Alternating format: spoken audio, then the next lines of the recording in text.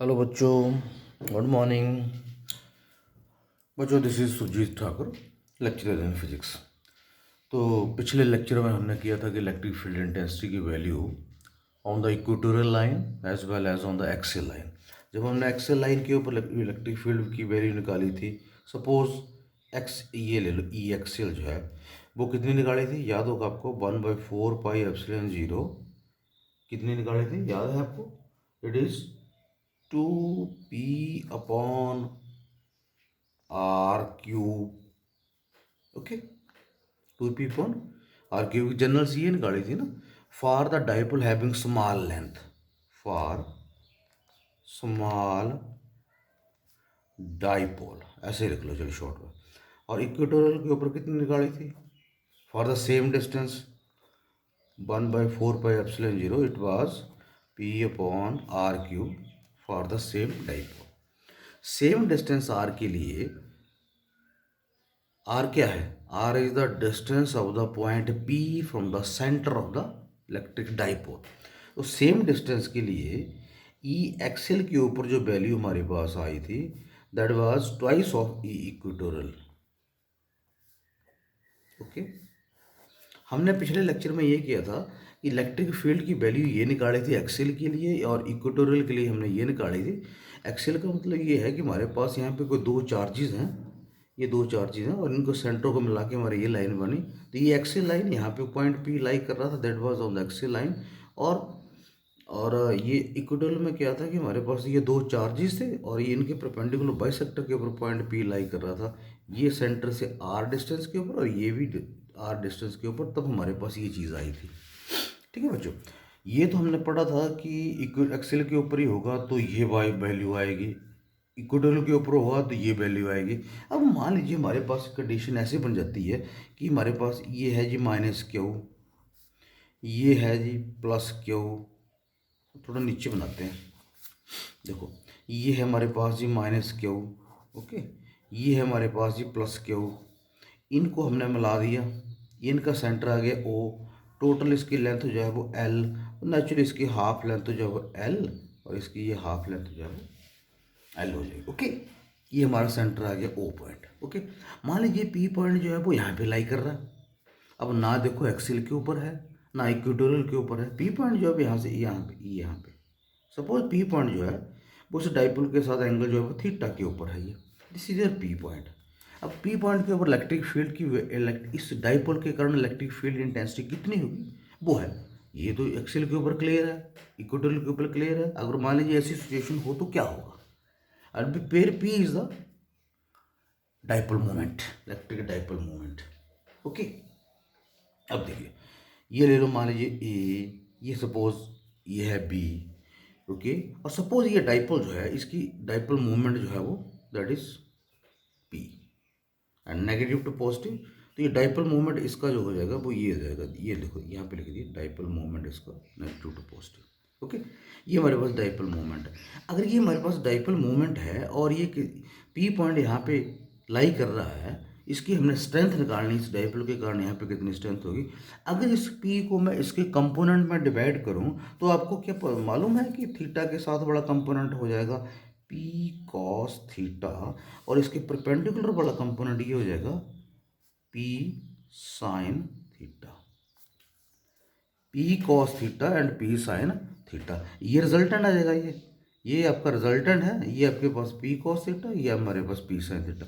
इसका मतलब ये हो गया कि इन दो कंपोनेंट के कारण, ये पी साइन थीटा और पी कॉस थीटा के कारण पी पॉइंट के ऊपर, कैपिटल पी पॉइंट के ऊपर, ये स्मॉल पी है capital P, capital P point के ऊपर कितना इलेक्ट्रिक फील्ड इंटेंसिटी होगा वो हमने फाइंड आउट करना है। अब आप देखिए यहाँ पे, तो ये डिस्क्रिप्शन से आपने लिख लेना कि consider two charges -Q and +Q lying at point A and B having the distance of separation is L 2L. Distance of separation is 2L. Let O be the midpoint and P is the dipole moment of this system of this electric dipole. Okay, तो P is from negative to positive means it will be at O point, अगर इसको find out करें it will be from here to here. Okay, अगर P point की, and suppose this point P is lying at an angle theta with the dipole length. Okay, सो ये theta होगा, तो मैंने क्या किया, इस पी को अगर इसको कंपोनेंट्स, अगर ये रिजल्टेंट है तो इसके कंपोनेंट क्या होगा, एक हॉरिजेंटल कंपोनेंट होगा इसका पी का और एक इसका वर्टिकल कंपोनेंट होगा पी साइन थीटा। ओके, तो ये दो कंपोनेंट आएंगे, पी कॉस थीटा के कारण पी के ऊपर कितने इलेक्ट्रिक फील्ड इंटेंसिटी वो फाइंड आउट करेंगे, और पी साइन थीटा के कारण वो कितने होगी वो हम फाइंड आउट करेंगे। तो बच्चों देखिए आप, अगर मैं पी कॉस थीटा की बात लूँ तो ये सीधे लोगे, तो पी पॉइंट जो होगा वो उसके इस एक्स लाइन के ऊपर लाई कर रहा है। अगर मैं पी कॉस थीटा की बात लूँ और मेरे पास ये जो है डाइपोल मोमेंट जो है पी कॉस थीटा है, तो पी पॉइंट कहाँ पे लाई कर रहा है, it is lying on the axial line. Point P is lying on axial line with respect to P cos theta, with respect to P cos theta। तो मान लीजिए हमारे पास इसकी वैल्यू आ गई E1 ले लो आप, तो इसके कारण जो होगा P पॉइंट के ऊपर ये ले लो आप,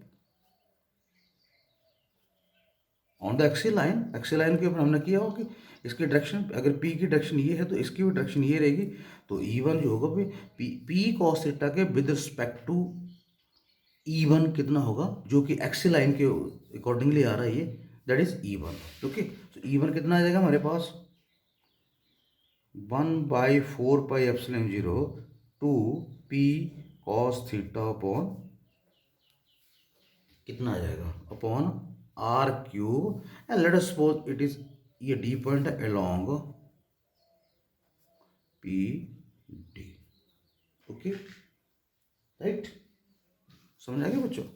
सिमिलरली मान E2 दो है, एक पी कॉस थीटा के E2। अब E2 की अगर बात लें तो देखो E2 बड़ा कौन सा कंपोनेंट है, ये पी साइन थीटा। ओके, और ये इस डाइपोल का ये मिड पॉइंट है, तो ये E2 जो है, E2 is the electric field intensity with respect to P sin theta which is on the equatorial line। देखो ये 90 डिग्री मिड पॉइंट से। ओके, इस चीज समझ में आ गया कि E2 is the electric field intensity due to the P sin theta and it is lying on the perpendicular bisector with respect to P sin theta। सो हमारे पास E2 कितना आ जाएगा 1/4πε0 P P sin theta upon R cube along. अच्छा along देखते हैं आप क्या। अब देखो अगर इसका उसमें हमने क्या किया था कि अगर हमारे पास पी इधर को था तो ये electric resultant intensity equal and just opposite आ रही थी, 180 डिग्री का एंगल था इसका। अगर ये पी साइन थीटा है तो E2 क्या होगा, ये होगा E2 आपस में 90 डिग्री। समझा की बात। सो इट इज अलोंग, ये आप ले लो इसको सी पॉइंट ले लो, it is along P C. Okay, तो E1 ये आ गया हमारे पास और E2 जो है वो ये आ गया। ओके, और E1 E2 जो है वो आपस में 90 डिग्री के ऊपर है, तो इनका रिजल्टेंट क्या होगा, याद है आपको, E1 square plus E2 square plus 2E1 E2 and angle between them under root, ये होता है ना, याद है बच्चों। तो दोनों के बीच में एंगल कितना 0, तो cos 90 0, तो ये कितना बचा E1 स्क्वायर प्लस E2 का स्क्वायर, ये कितना आ गया E1 स्क्वायर प्लस E2 का स्क्वायर। आप इसकी वैल्यू पुट कर दो आप, याद ऊपर से, तो 1/4πε0 2p cos theta upon R cube plus 1/4πε0 p sine theta upon R cube, ये ना बच्चों, और इस सारे का अंडर। अब इसमें कॉमन क्या, कॉमन निकाल लीजिए बाहर आप। ओ इसका स्क्वायर भी चल रहा है ना, इसका स्क्वायर और इसका स्क्वायर, ठीक है बच्चों। तो जब इसका स्क्वायर ऊपर अंडर रूट लगाओ, जब इसको बाहर निकालूंगा तो ये कॉमन, और पी इसमें भी है इसमें भी है, तो ये कॉमन आ जाएगा, आर क्यूब इधर भी है आर क्यूब इधर भी है, तो वो कॉमन आ जाएगा। तो देखो कॉमन आके कितना आएगा हमारे पास ये, so its value will be 1/4πε0 R cube, और यहाँ से एक पी भी ऊपर आ रहा, अंदर क्या बचा बच्चों, अंदर बचा 4 cos square theta plus sine square theta. Clear है? इसको ऐसे करते हैं, P upon 4 pi epsilon 0 R cube. 4 को तोड़ दो आप, अलग कर दो, sine cos square theta plus sine square theta अलग कर दो, तो मेरे पास ये कितना बचेगा, 3 cos square theta plus 1। Okay, this is your resultant electric field for this one. Okay, which is the required expression for the electric field intensity at any point due to short electric field at any point at an angle theta। Okay, अब एक चीज और, अब इसके direction, let us suppose this your E, suppose E हमारे पास आ जाएगा E, suppose E makes an angle alpha with E1। Suppose direction भी निकालते हैं ना इस रिजल्टेंट के direction.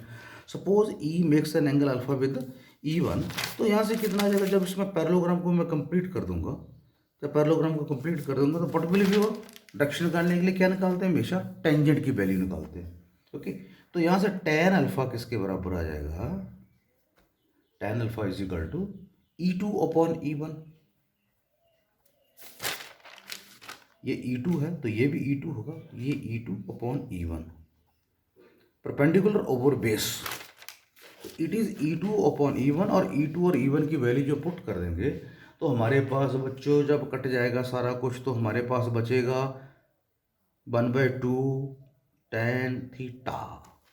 So tangent alpha is equal to 1/2 tan theta. Okay, theta अगर आपको न्यूमेरिकल में आपको थीटा दे रखा होगा, जब थीटा आप वहाँ पे पुट कर देंगे तो टेंजेंट थीटा को कोई वैल्यू आ जाएगी, that will be tangent alpha के बराबर, तो वहाँ से हम अल्फा जो है वो निकाल सकते हैं। ओके, समझा के बात? उसके बाद आते हैं हमारे पास ये है स्पेशल केसेस। स्पेशल केसेस में क्या आएगा, स्पेशल केसेस में आएगा when point P lies on the axial line of the dielectric dipole. मान लीजिए ये आ रही है और पॉइंट पी जो है एक्सियल लाइन के ऊपर लाई कर रहा है। ओके, तो जब ये एक्सियल लाइन के ऊपर लाई करेगा then what will be your theta. जब ये पॉइंट पी सपोज यहाँ पे लाई कर रहा है, एक्सियल लाइन के ऊपर है, तो थीटा कितना आ जाएगा, कितना, 0। यस, ठीक बोला आपने, theta is equal to 0 degree. तो यहाँ पे पुट करिए आप, कितना आ जाएगा, 1/4 pi epsilon 0 R cube cos 0 1 3 + 1 4 4 का अंडर 2।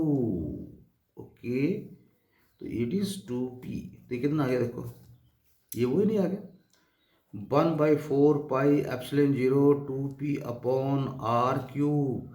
ये किसकी वैल्यू होती है, electric field intensity on the axial line, जो ऑलरेडी हमने पिछले लेक्चर में किया था। अब दूसरा केस क्या आ जाता है, ये पहला केस। अब दूसरा केस क्या हो सकता है, suppose point P is lying on the, ये point P is lying on the here something here, suppose P point यहाँ पे आ गया, तो थीटा कितना हो जाएगा, थीटा 90 डिग्री। थीटा 90 डिग्री इस इक्वेशन में पुट करिए, कॉस 90 डिग्री, कॉस 90 डिग्री 0, तो कितना बचेगा, ये कट कटा के ये हमारे पास ये 1 ही नहीं आ जाएगा इधर, तो इसकी वैल्यू कितनी आएगी, 1/4 pi epsilon 0 P upon R cube, तो थीटा 90, ये किसकी वैल्यू, ये ऊपर वाले किसकी वैल्यू, टैली भी हो गया एक्सियल और इक्वेटोरियल, ये इक्वेटोरियल के लिए आ जाएगा। ओके, और उसके लिए आप ये अल्फा में निकाल सकते कितना, ये कितना, ये हमारे पास आ गया ना इलेक्ट्रिक फील्ड की वैल्यू, यहाँ से अल्फा कितना अगर theta is equal to 0 tangent theta is equal to 0 tangent alpha equal to 0, tangent alpha equal to 0 then alpha equal to 0। Actually alpha जो है वो 0 हो जाएगा, इधर आ जाएगा। ओके, वहीं पे लाई करेगा, तो alpha is equal to 0 degree. Similarly इस केस में टेंजेंट 90 डिग्री एंड, और टेंजेंट 90 कितना होता है, infinity, tangent alpha is equal to infinity, तो अल्फा कितना आ जाएगा, कितना आएगा, 90 डिग्री। यही तो हमें फाइंड आउट करना है, अल्फा जो होगा वो 90 डिग्री के ऊपर चलेगा, तो ये डायरेक्शन आ गई रिजल्ट, और इसका वैल्यू आ गई, हमारा ये केसेस भी टैली हो गए। तो बच्चों ये था हमारे पास electric field intensity at any point due to the electric dipole. और HP board point of view से this question is important question, तो इस चीज़ को आप ज़रूर कर लें और उम्मीद है कि आपको जो है वो ये क्वेश्चन जो है वो समझ आ गया होगा। Okay bye, thank you.